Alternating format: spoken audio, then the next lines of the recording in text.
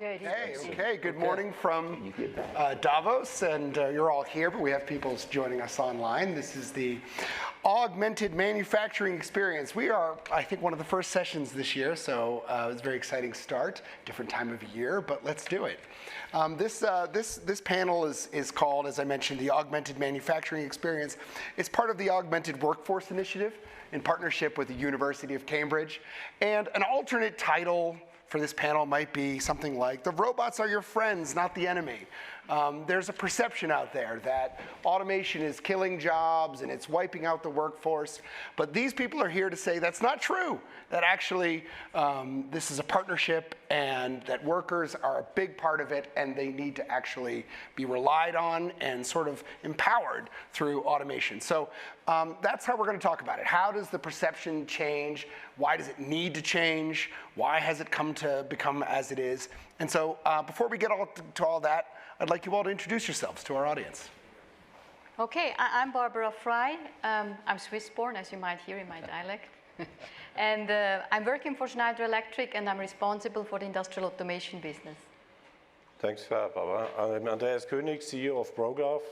So we believe in the humans, and with the human in the center of what we do. So we do wearable scanning devices. They are so small that I can take it with me. And we also do a solution, software and hardware, to really empower the human on the shop floor and the logistics. Awesome. I'm Nathan Linder. I'm co-founder and chairman of Formlabs, where we build 3D printers. So we know a little bit about machines that humans use. And I'm co-founder CEO of Tulip, which makes a frontline operation system that allows the digitalization, flexible digitalization, bottom-up of operational environments, shop floors, machine shop, and so on. So Nathan, you wrote a book about this, the Augmented Lean. Why don't you start there? What does that mean? What does this all mean to you? Yeah. Oh, and we have our final panelist. Perfect. I'm really embarrassed. I read 8:15. It's human, and the automation didn't work. Right? Well, we're going to put you right on the spot. Please introduce yourself to the audience. Sharon Burrow, General Secretary of the International Trade Union Confederation. And I haven't had enough coffees, my only excuse. Representing the worker on this panel. A lot of people here are talking a lot about how this helps and coming from the business perspective. So we'd love to hear your perspective as well. We were just asking Nathan to tell us about Augmented Lean. So Augmented Lean is a very simple, straightforward idea. We are probably coming on decade 9 before of what traditionally, the classic lean that comes from the machines that changed the world, Toyota production system. We moved to digital lean, where we had back-end systems and front-end system, helping people move paper to glass. But humans have been forgotten in operational environments. They have not become knowledge workers in the simplest form. So their ability to change how people work or how companies work is limited. And Augmented Lean focuses on the humans in these environments and giving them the tools to change the work and sustain it in a digital fashion. Well, let's talk about the humans real quick. Let's talk about this big picture concept that we want to talk about today. Why is it a myth that the robots are coming to replace the machines? Sharon, let's go with you. Why? Well, fully automated workplaces, frankly, are still the stuff of science fiction and probably should remain there. Because I agree totally. If you've invested in people and they know what the business is, they understand quality, they understand what you're producing, then augmentation can assist, no question, can assist the worker, can assist the productivity. But if it's not in sync with the workers themselves, if you're not blending the knowledge and the use of the technology, then frankly, you will be poorer for it as a business. You said it, actually. We have to work out how to involve the workers on the shop floor to help you actually both introduce the technology at optimum performance, but also monitor its capacity to work. I have a son who actually is involved in processing, and he gets very upset when indeed the employers on the job, the managers say, no, you can't stop the machine. It'll cost us. And he says, it'll cost you more if you don't listen to us, because that project produced is actually below standard. Stop it now, fix it. So there's a room for a blended approach that will work much better for everybody and gain the trust of the workers, because they don't feel like they're sidelined, they feel like they're at the centre of it. But workers' voice is critical on the shop floor, from ourselves, from others, to get the agreement about how to do this properly. Barbara, you operate more than 300 sites. Tell us about how you're working toward blending that engagement between worker and machine and automation. How's it going? So at Schneider Electric, we are in energy management and automation, and we have a broad portfolio of products that we produce mainly by ourselves. So we have 80,000 people in our manufacturing, and improving efficiency and how we can do it better was always our culture, to involve people from the shop floor. So we had a process called short interval management, where we were asking IDs and collecting them, putting then the metrics together, how they are going to improve the performance, but it was all on paper until recently. And therefore it was not so inclusive, so some could not participate, you could not really see the progress overall. So we digitized now the whole thing, and in principle every shop floor employee now can put in his IDs, he can see where is my ID, has it been implemented, how does it impact the overall metrics. So you can see one-to-one, what is the performance of my production line, has it improved, has it not improved. And just to give you some numbers, we were having 35,000 IDs collected. Out of this, 45% have been implemented, and only 18%, of course, which we had to say, okay, this is not really feasible, it's not realistic that we can really do it with the right ROI. But I think it was quite powerful, because our employees feel completely involved, they can have a say, and they see the success by looking then almost on a daily basis sometimes on the metrics, which is greatly improving. So I think I can fully agree, having involved the people is powerful in this sense. Andreas, tell us about this device you're wearing right here. That looks like something. Yeah, it looks like being Spider-Man or being Superman. It sounds funny, but that's kind of what we try to achieve. As Nathan said, the human is probably one of the most underrated factor on the shop floor or in logistics. And we believe that everything is trying to be automated, but there's so much room that the human needs to play. But how do you connect him with a digital surrounding? And that's what we are changing. You are able to interact bidirectionally with the machines, with the data. The workflow is guided, and through this, the workforce is guided. Through this, the workforce and the workflow becomes much smarter and in real time. And that's something that has not been done before. We call it the human digital twin. So you get a representation of what the human is doing, and the human can then decide interactively how to optimize his working day. And that's, again, why I said we believe in the human as a central and very important factor in every industry. So we have installed in 16 of our distribution centers ProGlove.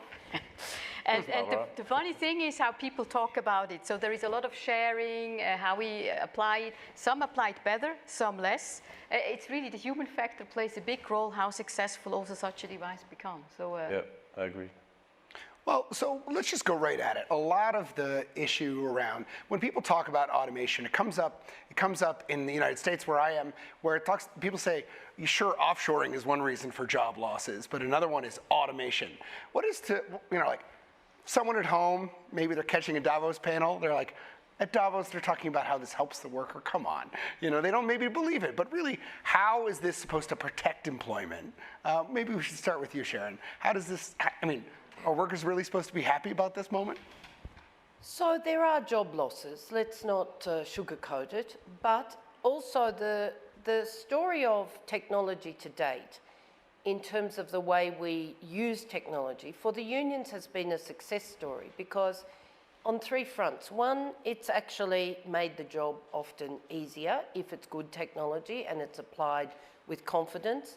Secondly, it actually increases productivity. That allows us to upskill wages, where companies have a good practice of social dialogue and collective bargaining, so we get skilling and skilled wages because you have to upskill workers as well.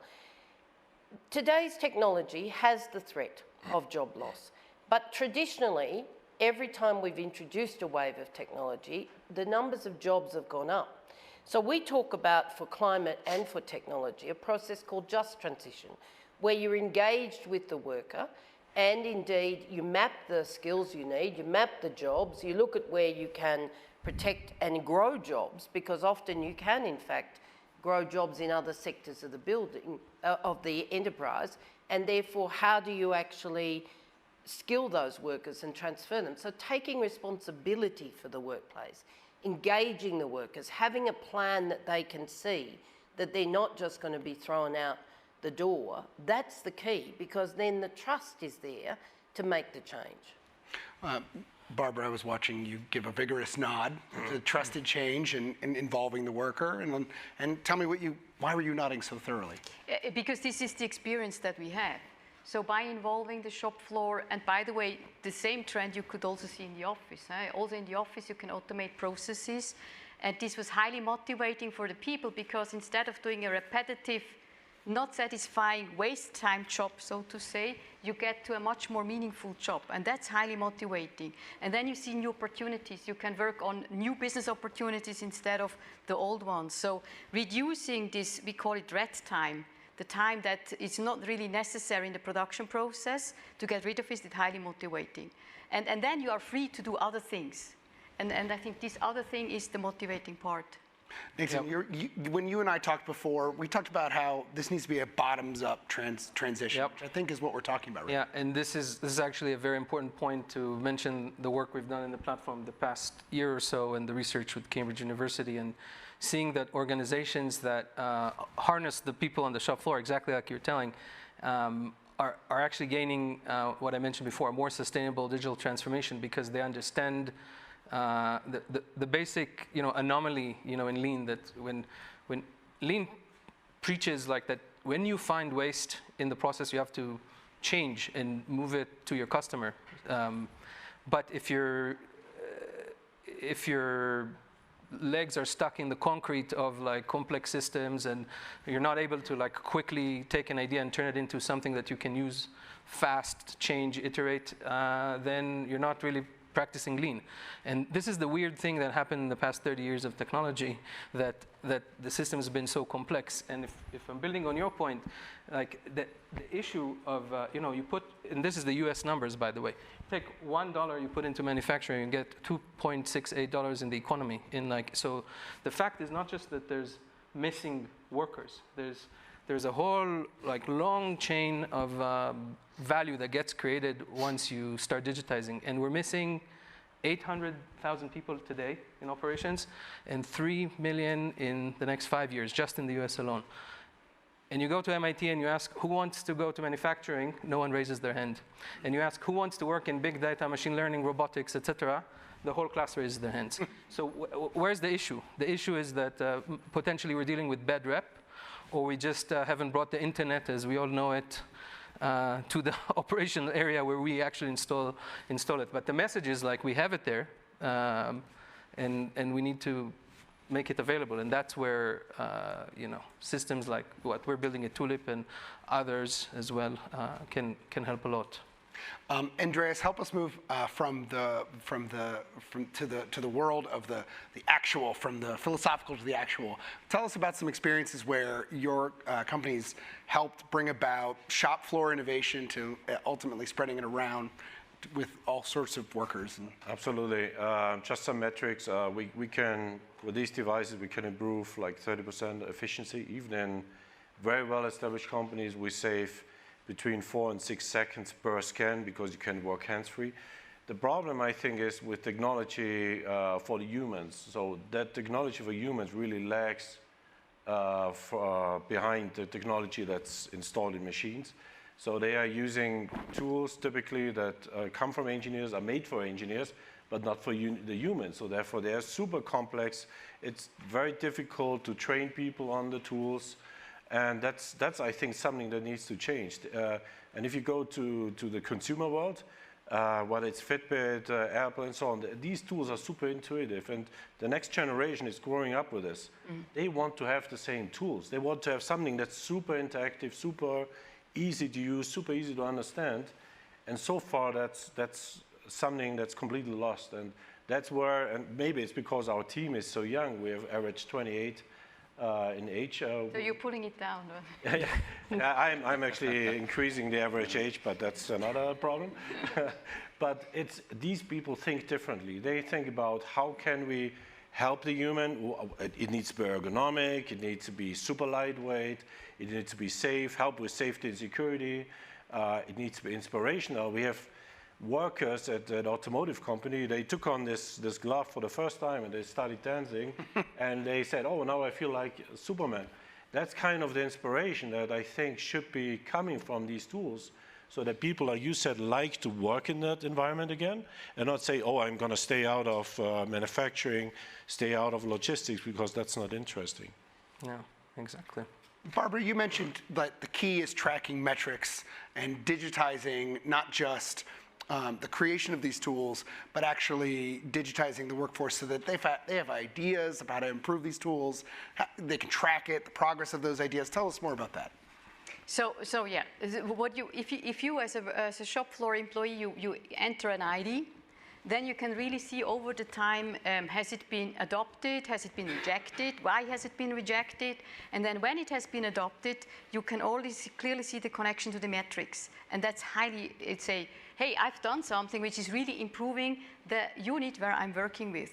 And this is exactly what Sharon was mentioning. If you are part of the story, it's much easier to adapt to it. And for me, it's always a pleasure and energizing. You go to a site of Schneider Electric, you enter it, and then you have people which are showing you, hey, this is happening, this is what we have improved. And specifically also during COVID time, where you just could not travel, we still had like almost a TV show into large sites where the employees were showing to us what they have improved. And I think that's quite powerful in that sense.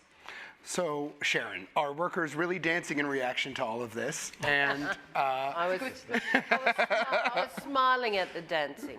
You know, you can't discount the fear factor. There's so much change in the world right now, and we are dealing with multiple crises. And if you don't deal with them in an integrated way, then, you know, manufacturing is not separate to the disruptions in supply chains. It's not separate to the technological growth that means you can onshore some production, but with less workers, what that means for developing countries who provided the supply chains. So it's, you know, let's hope people can get to the dancing point. But right now, we need to be open and transparent about what the change is, what it's for, because sometimes the tools are sexy, but actually they don't help all that much. And I've seen businesses have to admit that they've invested in a lot from a sales pitch, and then in the end said, well, you know what, we probably shouldn't have rushed into that. So I don't know how you get that right. I mean, that takes a particular management skill. But what I do know is exactly what Barbara said. If people are part of the solution, then you will get there faster and with much better feeling in the workforce. That means greater job satisfaction, greater productivity. We know the story. A lot of the lack of interest in many of these jobs comes from the fact that there is no sharing of what the actual work is. You know, people have to, it's the old school show and tell piece. People have to know what the job is to actually understand that, yeah, they might actually like to try that. So we've got to rethink the way we involve people at every step, including our schools and universities. Natan, let's get to the practical. How are your industry peers failing to communicate this change appropriately? I think the biggest thing is a shift from, you know, closed gardens to an ecosystem. We've seen this, if you plot the curve, you know, from more or less 1995 on, so you have the growth of the, you know, internet connected terminals, what have you, in open source, you see them more or less correlate one-to-one. Meaning the more sharing, the more people open up, the more people learn from each other, the more growth in technology. And then if you think about it from engineers' perspective, and I come from embedded software, but it's true for EEs or any other type of engineering, no one starts from scratch. And I ask, where is the open source for operations? Where is that courseware that you jump on, the Stack Overflow, all those tools that we use to learn? And so, what we've done at Tulip is basically partnered with folks like MIT, Carnegie Mellon, Michigan, people around the vocational school system in the United States to create curriculum for Industry 4.0. And we've done this also with the forum. And this is really a call to action to anyone who wants to teach and kind of help move this knowledge around and share. That's the main thing that I think is missing. And not a single company on the internet controls all the stack. You don't call XYZ company anymore and say, hey, please build me the stack of IT to run my company. The world is heterogeneous, and it will not skip over operation just because the old world is still there. So, Andreas, what mistakes are your industry peers making? I think I see a trend in general that whether it's on executive level or within companies or even politicians, AI are buzzwords, automation are buzzwords. So everyone wants to talk about it and talks about it. And this in itself instills a lot of fear. And I think we need to be more balanced and also think about how you can really empower the workforce, because digitalization doesn't mean always introducing machines and always doing automation. It also means how to have humans and machines interact with each other. And I think that is not something we talk enough about. Not only on a peer level, but also within the companies, because it's quite in vogue to talk about the other stuff. Okay, so excuse me, Barbara. We changed seats here.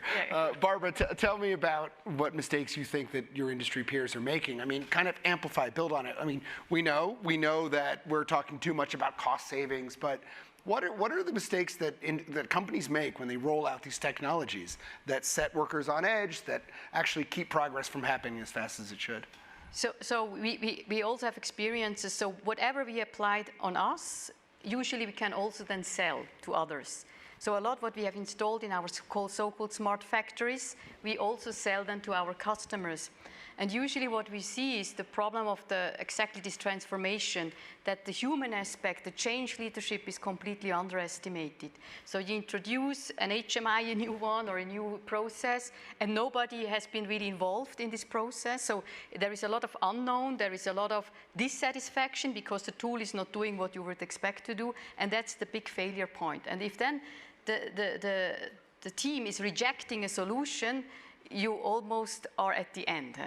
So this change process, introducing a new software, introducing a new tool, a new machine, needs at the same time really a cultural or change leadership to really make it happen. And this is where, from my point of view, the majority is failing. So usually when we go then in such a project with a customer, we have sometimes then a partner on board who is really skilled on doing these kind of things together with us. Plus the values. If you're not talking in the boardroom about not just the change management, but what kind of values you're actually bringing into the workforce, when most companies these days will have a value set they talk about, but they don't often talk about how you manage that in a change process, how you manage those values in making sure that the coding of the AI that you use, or the use of digitalization, or indeed the questions of surveillance, privacy, data use are absolutely explained and agreed with the workforce and customers. So I think sometimes you have to step back and not just say, will the technology help my business? And if so, how do I implement it with the most effective, most seamless change? You have to also think, and what does it do to the set of values that we say we aspire to actually, to actually meet the test of. So I do think, and the more you talk to coders around AI, and the more questions people ask, the more people acknowledge that maybe we have to have the partnership between humanities, between science, and particularly in terms of environment, and between people and people's understanding of the technological impact. I was just thinking about your point, and if a group of young workers under 28 actually understand and are convinced that the technology is not just going to help their work and that they can use it, but it's going to reduce emissions and make the world a better place in terms of climate stability, I would think that would be extraordinarily motivating for that generation. Older generations as well, but particularly that generation. So you've brought up a lot of topics that I hope our audience asks about in a few minutes. Unintended consequences, privacy, things we need to look out for. But first, we're going to introduce the governor of Indiana. His name's Eric Linder. He's right here. Well, great to be with you all. And I'm just struck by this conversation, how we've literally been talking about this very topic for centuries. Personally, I was reminded of an interview my great-grandfather did with a very small local newspaper in the state of Indiana. He immigrated to America back in the 1880s as a blacksmith. And in 1948, he did an interview about the future of smithing. And he said, he had a great quote in this interview. He said, "The good Lord gaveth and replaced it with rubber." And talked about, what he would be dealing with, how he used to work, shoeing horses and horse and buggies, and now he's working on tractors. And so literally, whether it's a wheel or a hammer or whatever, as we modernize, we have to make sure that we're skilling up. This is something that's critically important to a state like Indiana. We're the #1 manufacturing state in America per capita. So this has literally been and meant life or death for the lifeblood of our state. And as I see it, government, be it local, state, or federal, has a key role, if not a central role, in making sure that we're all kind of oaring in the same direction. And just very quickly, I think one of the things that leaders like myself in government often skip over is making sure, and you've all hit on this, is making sure you're articulating your vision and where you want, in our case, the state to be, not this year, but in 10 years from now. So easy for me to say, I love boasting about being the #1 manufacturing state in America, but are we going to be the #1 advanced manufacturing state in America in 10 years? So articulating that vision and then aligning all of the stakeholders sitting on this stage right here, government entities, what we fund is what we prioritize, making sure that government and our schools, our world-class colleges and universities, and the businesses themselves are aligned in that vision and in that mission. Also, you have to make sure that there is real buy-in from all the stakeholders continuously, that people are sticking to the script, if you will, making sure that we're not just deploying resources, but how are they being used and to what end.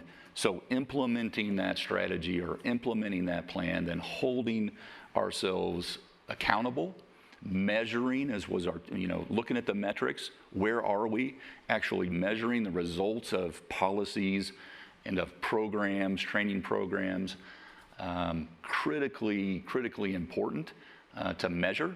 And then I think equally so, sharing those results, the good, the bad, or the ugly, and seeing what's working and what's not, being willing to adapt, looking at the results, admit if something failed, that's fine. That didn't work, but we need to do more of what does. And so sharing those results, and I think that is also sometimes just skipped over, that the results matter. It's not just rhetoric. That rhetoric, empty, leads to cynicism, leads to fear, leads to wondering, but those positive testimonies that you've heard multiple times already this morning, that's inspiring. And that will get more people to gravitate to what is growing and working. And then just very quickly and lastly, we can't also skip over the role of government in making sure that we have a vibrant economic ecosystem of which businesses can determine their own destinies in partnership with the other stakeholders.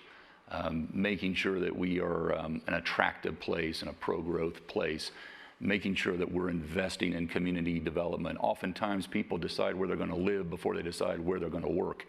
And so good, vibrant communities are critically important. Communities that are connected.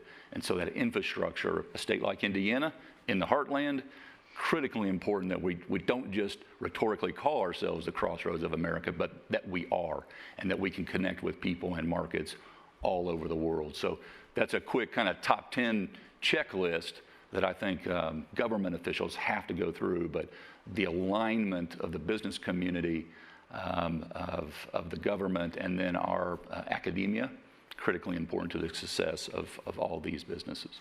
Governor, quick question. By the way, I got your name wrong before. It's Governor Holcomb. There's Mr. Linder's on the panel here, not Governor Linder. Okay, you've got So tell me about the retail politics moment of explaining to a voter who's worried about automation. They've heard it, like offshoring automation, it's killing jobs.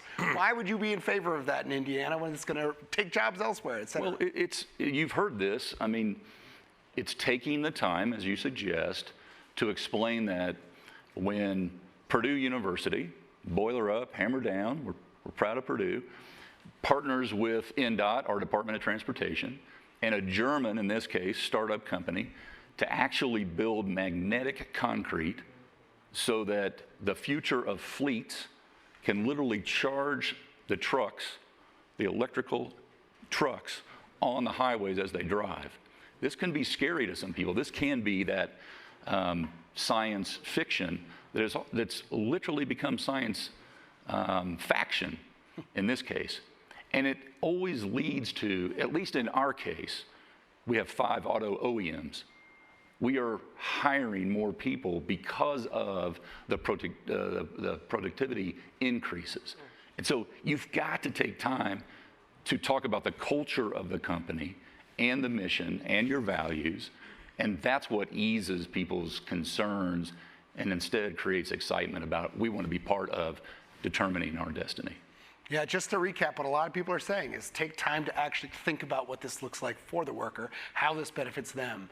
And I know a lot of management, they spend a lot of time talking about how there are going to be gains in efficiency, profit, and those sorts of things, but it's actually bringing it to the boardroom. All right, now we're going to open it up to the audience for questions. Does anybody have any questions?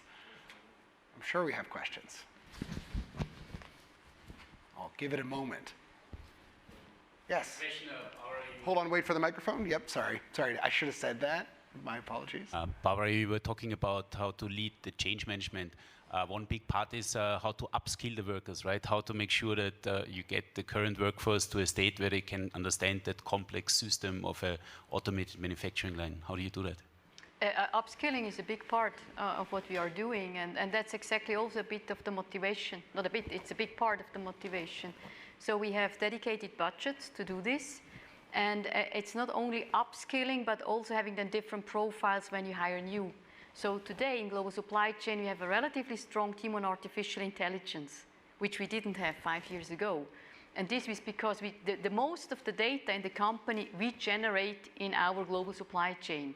And out of this data, we can really read a lot, sometimes not. So we are still sometimes in trial error phase, but that also helps us to make better decisions in certain areas, specifically regarding forecasting. So it's not only upskilling, but it's also bringing new profiles on board. And again, it has created jobs which were not there before. So it's really a part where we also put a lot of emphasis. And what I'll try to do then is also to say, hey, if you have today a certain level of education, maybe going into data analytics is a good thing. So there are different steps how you can get into data analytics, and we have specific programs ongoing also on this one. So quite important. I totally agree with that, but I want to go back to the governor's story, because you can't sit in a company here in isolation. If you're actually going to create smart concrete, repave the roads, then think about the chain of jobs in that. You first of all have the technology itself and the engineers. I was laughing earlier about your reference to humans versus engineers, but you know, you kind of, you actually, you take that product, you have to produce it, manufacturing, you have to lay it, but then you've got to take up all the other residual stuff that's there. There's jobs in actually making sure it works, and there's maintenance. People often forget, and often companies actually divorce themselves from maintenance. They outsource it. Fine, but you have a relationship with the group that actually, so my point is, if you do the jobs map, if you look at the dividends that are created in terms of the jobs map, and you share that with people, and then you help people with skilling and redeploying, then you don't get the fear. Often that redeploying's within the company, and that's best because people trust that most. But if the guarantee of a good job that's interesting, that they understand what it's doing, most people are actually going to be they're going to feel secure, even if there's those odd moments of trepidation. Yeah. Sir, I saw this hand right here first. Mine? Yep, you. But let's wait for the microphone. Hello, question for the panel. I'm part of the Global Shapers, the youth network of the World Economic Forum. In a previous life, previous career, I know I look very young, and again, I was consulting for industrial automation. And something that really struck me as we are all talking in the consumer market in the past few months about the metaverse and so forth, which most of the times is about mixed reality, augmented reality, and virtual reality. There are a lot of sophisticated applications out there that are related to security of workers, for example, on the lines of production and assembly and so forth. But I've never seen like really scaling those technologies up. I've never seen like deep integration between the possibility of activating a machine and having like to have checklists in augmented reality when you actually see the safety rules and you don't have to remember like a huge manual or whatever. What is your point of view in this sense of the integration of this kind of technology, but mostly about the adoption at scale? Yeah. Can I take this one? Yes, please. Look, and this is tied to what you said before. It's like use cases, not buzzwords. So like you just listed the whole AI, VR, AR, all these kind of things. They make wonderful demos, but really what it is a content problem and a software problem. Like there's simply not enough hours or enough people who can create enough software to, mastermind all this complexity. And the alternative to that over the several decades has been a simple thing. We call it system integration. So we would put up complex RFPs and then you get something, and then until you get it implemented, it's like matters less. And the cycle can only accelerate if you put the technologies as the building block in a composable fashion at the hands of people who have most context for the job that they're trying to automate.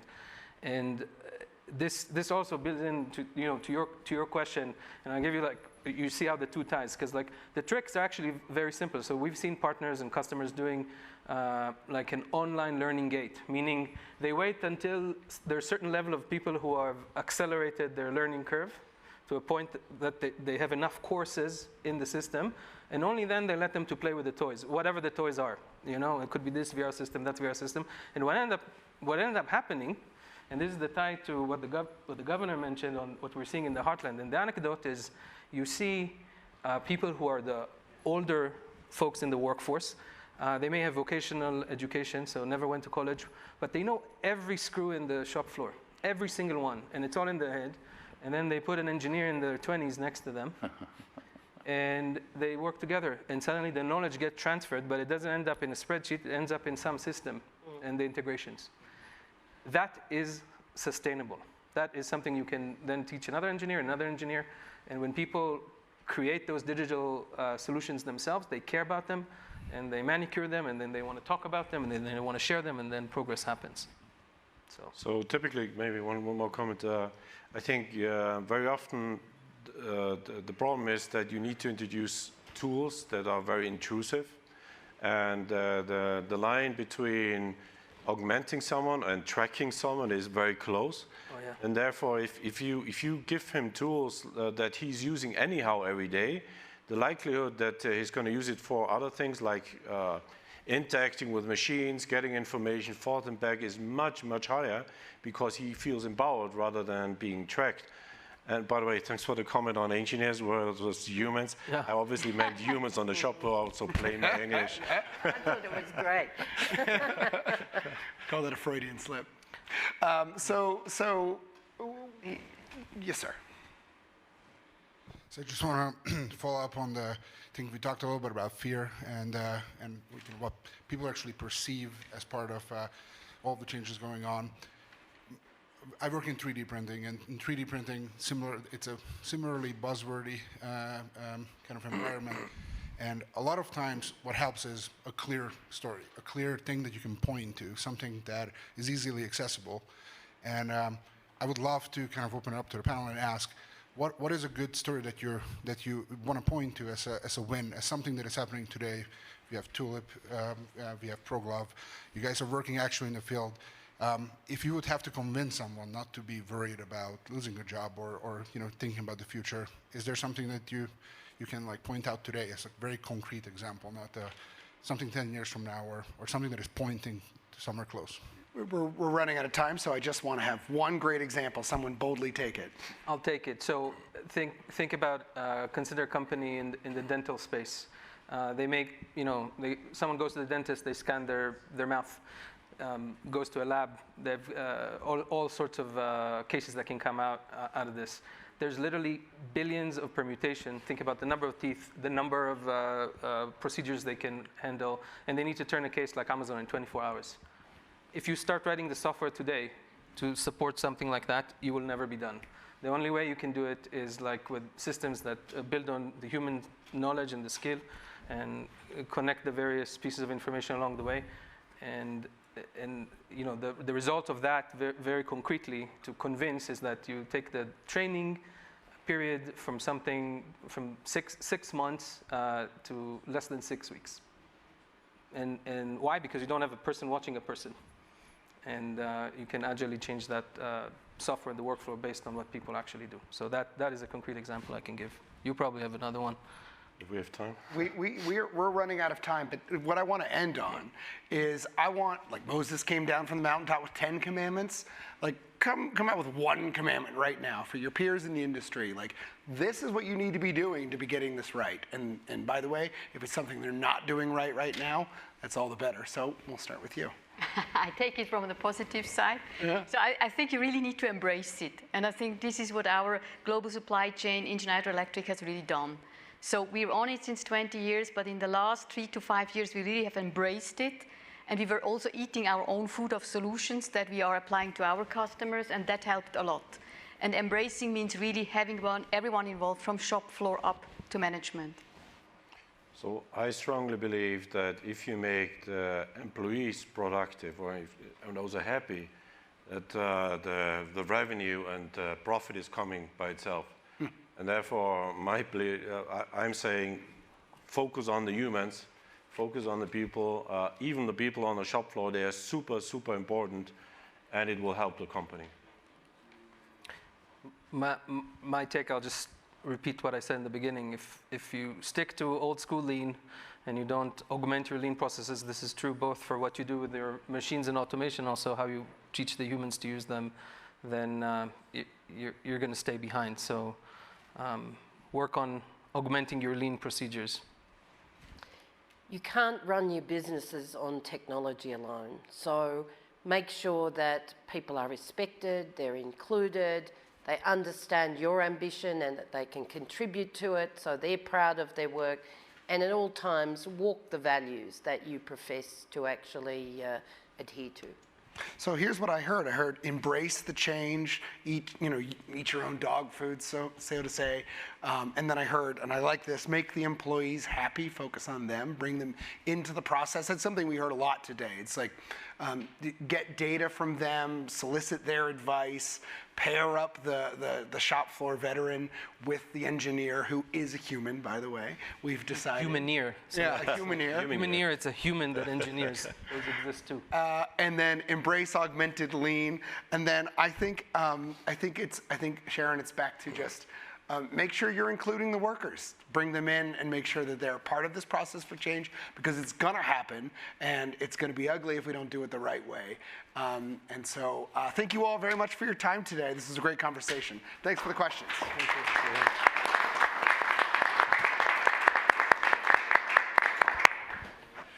Okay, that's it. Great, thank you. Right on. Wonderful.